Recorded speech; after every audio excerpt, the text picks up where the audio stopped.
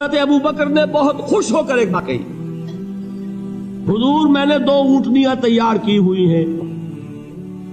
یعنی اب آپ وہ تو سوچتے تھے نا شاباش ملے گی کہ میں نے تیاری کی ہوئی ہے، میں نے 2 اونٹنیوں کو خوب کھلا پلا کے فربا کیا ہوا ہے، بڑی توانا ہے تاکہ ہم تیزی کے ساتھ سفر کر سکیں۔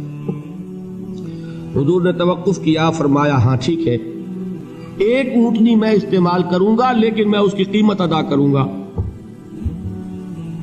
حضرت ابو بکر کی آنکھوں میں آنسو آ گئے، روتے ہوئے کہا حضور مجھ سے یہ مغایرت، کیا یہ جان اور مال کسی اور کے لیے ہے؟ آپ مجھ سے بھی کہہ رہے ہیں میری اونٹنی جو ہے وہ بھی بلا معاوضہ آپ قبول نہیں فرما رہے۔ یہ ہے محمد الرسول اللہ کی غیرت اور حمیت کا معاملہ۔ ہمارا معاملہ جو ہے دین کی دعوت و تبلیغ کے اعتبار سے بالکل کچھ مختلف بنا ہوا ہے، اسی لیے وہ عزت نہیں، وہ وقار نہیں۔ یہاں یہ حال ہے کہ حضور کے خسر ہیں، جان نثار ہیں، یار غار ہیں، سب کچھ ہیں، لیکن وہاں بھی یہ معاملہ ہے کہ ٹھیک ہے اونٹنی کی میں قیمت ادا کروں۔ بہرحال میں جو عرض کر رہا تھا وہ یہ ہے کہ چونکہ رسول کو اجازت نہیں تو فرمایا گیا وَاصْبِرْ لِحُکْمِ رَبِّكَ وَلَا تَكُنْ كَصَاحِبِ الْحُوتِ۔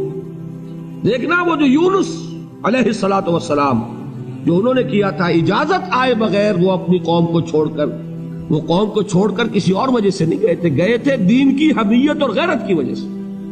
یہ بدبخت بات سننے کو تیار نہیں ہے تو دفع ہو، میں کہیں اور جا کر اللہ کی بات کہیں سناؤں گا، لیکن اجازت کے بغیر نہیں جا سکتے۔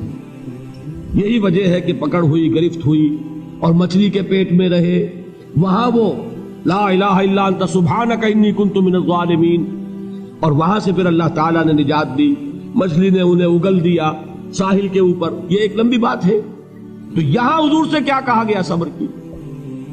اب دیکھیے ایک بات عجیب ہے، یہ ربط اپنے ذہن میں رکھیے، اللہ تو صبر کی تلقین کر رہا ہے اپنے رسول کو، اور رسول یہی تلقین کر رہے ہیں اپنے صحابہ کو، صبر کرو، جھیلو، برداشت کرو، ہاتھ مت اٹھانا، کوئی جوابی کارروائی نہیں ہوگی، بلکہ اپنے اوپر جھیلو جو کچھ جھیلنا ہے، ڈٹے رہو، پیچھے مت ہٹنا، یہ صبر ہے، لیکن ہاتھ اٹھانے کی اجازت نہیں۔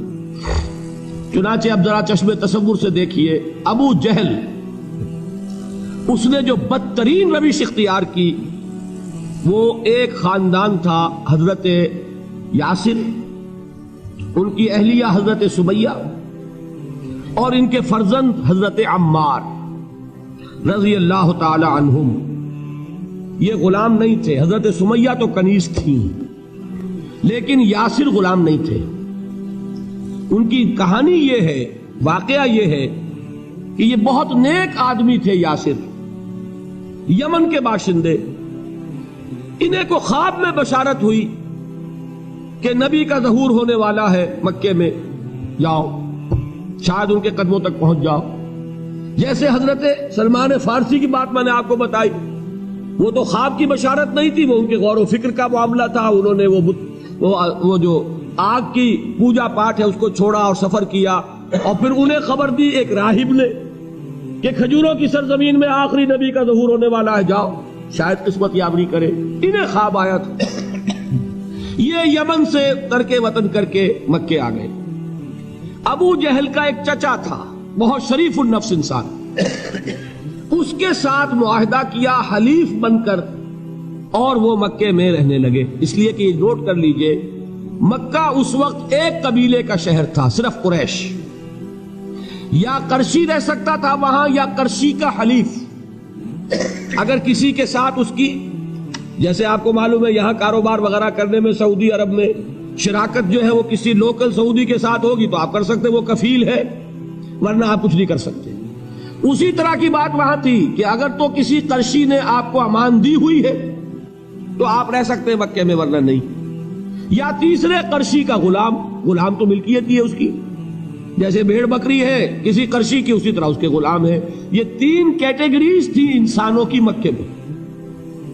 اسی کو نوٹ کیجئے کہ جو بیچارے غلام تھے وہ سب سے زیادہ ستائے گئے، اس لیے کہ غلاموں کے تو حقوق ہی کوئی نہیں تھے۔ ان کو تو اگر کوئی شخص اپنے غلام کو ذبح کر دیتا تھا تو ابھی کوئی پوچھنے والا نہیں. بالکل ایسے ہی ہے نا, آپ کی بکری آپ نے ذبح کی, گوشت کھا لیا, کوئی آپ سے کوئی پوچھ سکتا ہے؟ جب ملکیت ہے, آپ کی بکری آپ کی تھی, آپ نے ذبح کر دی. غلام آپ کی ملکیت تھا, آپ نے ختم کر دیا. کوئی اس میں جرم نہیں, کوئی باس پرس نہیں. یہ تھا حال غلاموں کا. بلال غلام تھے, ابو فقی غلام تھے, زنیرہ ایک کنیز تھی. ان کو جو ماریں پڑی ہیں اس کا آپ کو معلوم ہے. حضرت بلال کے ساتھ جو کچھ امیہ ابن خلف نے کیا, کہ جس طریقے سے کہ حیوانوں کی لاشیں جو ہے کھینچ کر گھسیٹ کر لے جائی جاتی ہیں, ان کی گردن میں رسی ڈال کر گھسیٹتے, اسی طریقے سے حضرت بلال کے گردن میں رسی ڈال کر ٹھیک دوپہر کے وقت مکے کی سنگلاخ گلیوں کے اندر گھسیٹا جاتا تھا. نیچے زمین جل رہی ہے توے کی طرح, اور ویسا بھی ہوتا تھا کہ چت لٹا دیا, اوپر سے وہ آگ مکے کا کہ سورج جو ہے ذرا نوٹ کیجئے, آگ برسا رہا, نیچے زمین توے کی طرح جل رہی, اور ایک بھاری سل بھی لا کر جو ہے سر پر رکھ دی, چھاتی پر رکھ دی گئی ہے کہ آواز نہیں نکل رہی, جھاگ نکل رہے منہ سے. لیکن اس حال میں بھی احد احد احد, ایک ایک اللہ, قل هو اللہ احد, الفاظ نکل رہے. یہ ہے وہ صبر, یہ ہے وہ صبر. صبر علی الابتلاء, صبر علی الایذاء. یہ ابتلاء اور ایذاء پر صبر ہے. جھیلو, برداشت کرو, اس توحید پر قائم رہو, محمد کی رسالت کے اقرار کرتے رہو صلی اللہ علیہ وسلم, لیکن ہاتھ نہیں اٹھانا. اب میں آپ کو بتا رہا تھا یہ تو غلام تھے, یہ جو تھے یاسر یہ حلیف تھے, غلام تو نہیں تھے نا. البتہ وہ ابو جہل کے چچا کی کنیز تھی یہ سمیہ, انہوں نے اجازت لے کر ان سے نکاح کر لیا. یہ تو کنیز رہیں گی. بیٹا جو ہوا وہ بھی ایک طرح سے جب کنیز زیادہ ہے وہ غلام ہو گیا, عمار ابن یاسر. وہ جو شخص تھا بہت شریف النفس ابو جہل کا چچا, وہ مر گیا. اب ابو جہل جو ہے اس خاندان کا سربراہ ہے, لہذا یہ تینوں جو افراد ہیں وہ اس کے رحم و کرم پر ہے. یاسر کو بھی پروٹیکشن اگر ہے تو ابو جہل کی ہے, ابو جہل جو چاہے کرے, اور سمیہ تو کنیز ہے ہی, اس کا تو کوئی حق ہے ہی نہیں, جو چاہے کرے. اور عمار ان دونوں کا بیٹا ہے, لہذا بدترین معاملہ کیا ابو جہل نے ان تین افراد کے ساتھ. حضرت سمیہ کے ساتھ جو کچھ کیا گیا ہے آپ اس کا تصور نہیں کر سکتے. بالآخر جو شہید کیا ہے حضرت سمیہ کو, ایذائیں دے دے کے, سسکا سسکا کے, ان کے جسم کے نازک حصوں کو جلا کے, داغ دے کر. کہتا کیا تھا, ایک دفعہ کہہ دو کہ میرا جو یہ بت ہے یہ بھی الہ ہے, مان لو, میں چھوڑ دوں گا. تنگ آ گیا, کسی طریقے سے ایک دفعہ کہہ دو پھر میں چھوڑ دوں گا. لیکن یہ میاں بیوی حضرت یاسر اور حضرت سمیہ رضی اللہ تعالی عنہما, یہ ہے ثبات, یہ ہے صبر, یہ ہے استقلال. ایک مرتبہ بھی کہنے کے لیے تیار نہیں, جو چاہو کر لو, اب ہم تو اس سے پیچھے نہیں ہٹے.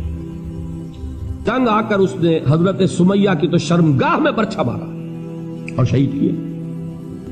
حضرت یاسر کے بارے میں ایک روایت یہ ہے, ستا ستا کے, تنگ کر کر کے, آخر کار جو ختم کیا, انہیں شہید کیا کس طرح, 4 سانڈ اونٹ جوان, ان سے رسے باندھے, ایک رسے سے ایک بازو باندھا, دوسرے سے دوسرا بازو باندھا, تیسرے سے ایک ٹانگ باندھی, چوتھے سے دوسری ٹانگ باندھی, اور چاروں کو دوڑایا ہے کہ جسم کے پرکھتے ہوئے.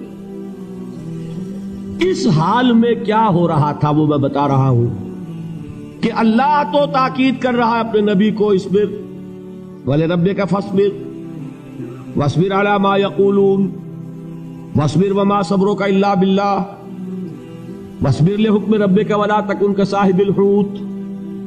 اس وقت سامنے سے حضور گزرتے تھے جبکہ آل یاسر کے ساتھ یہ معاملہ ہو رہا ہے. کیا فرماتے تھے, اصبروا یا آل یاسر فَإِنَّ مَوْعِدَكُمُ الْجَنَّةُ, اے یاسر کے گھر والوں صبر کرو, جھیلو, اس لیے کہ تمہارے وعدے کی جگہ جنت ہے. اللہ تعالیٰ ادھر آنکھ بند ہوگی ادھر جنت میں تمہارا داخلہ ہو جائے گا. یہ ہے تواصوا بالصبر. والعصر ان الانسان لفی خسر. یہ تواصع بالصبر پر کون عمل کر رہا ہے؟ محمد الرسول اللہ صلی اللہ علیہ وسلم. اس میں بھی ایک بات ہے، وہ بھی سمجھ لیجئے، دین میں جہاں عظیمت ہے رخصت کا پہلو بھی ہے. یہ جو نوجوان تھے، یہ بوڑھے والدین کا تو وہ مقام ہے، یہ رتبہ بلند ملا جس کو مل گیا. ہر مدعی کے واسطے دار و رسم کہاں؟ حضرت سمیہ اور حضرت یاسر. نوٹ کیجئے، میں ایک اعتبار سے کہا کرتا ہوں، سید الشہداء یہ بنے کہ نہیں بنے، ان کو جو فوقیت حاصل ہوئی، الفضل للمتقدمین، سب سے پہلی جان دینے والی یہ خاتون اور سب سے پہلی جان دینے والا اللہ کے لیے، توحید کے لیے، محمد کی رسالت کے لیے صلی اللہ علیہ وسلم. دے تو بھی محمد کی صداقت کی گواہی. یہ صداقت کی گواہی دیتے ہوئے انہوں نے اپنی جانیں دے دی.